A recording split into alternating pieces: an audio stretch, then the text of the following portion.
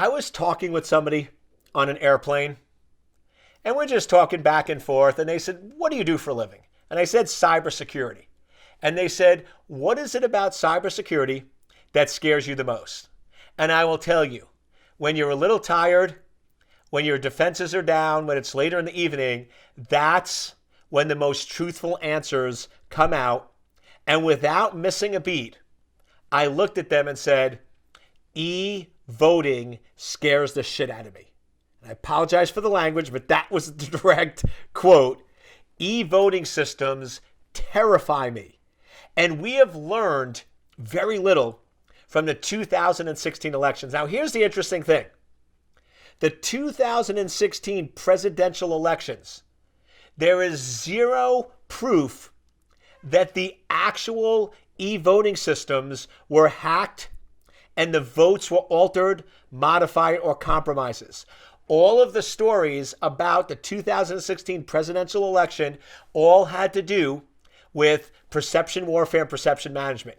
It was all of the stories of hacking in to the Hillary Clinton campaign and the DNC and the false information and the false stories and the false news and all that. That was really the focus. And we could argue that that absolutely did have an impact on the election, but there wasn't actually any proof that the voting systems were directly hacked. However, 2020, if we continue on the current trajectory we're on, could be a completely different story. They just did a scan a few weeks ago, and they still found a significant number of e-voting systems in swing states, critical states, that were connected to the internet with vulnerabilities and exposures. This is problematic because these systems were never intended to be connected to the internet.